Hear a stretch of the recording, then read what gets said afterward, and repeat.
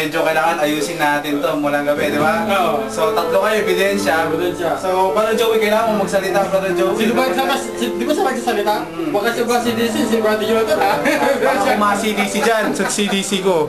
O, si Brad, andito kami. Brother Joey, yung ba'y pawang pawang usapan lang na hindi Ano lang kasi yan, Ayun. nadulas lang. Nadulas, hindi totoo yun, hindi ko sabihin. Tama yun. Ayun.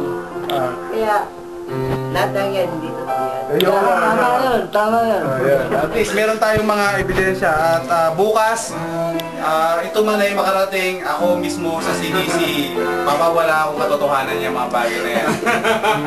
At ito yung pawang na nagkatuwaan lang. Kasi dati yun, Ang mga tao na banggit ay walang kinalaman sa totoong pangyayari. Aksidente lamang. Aksidente.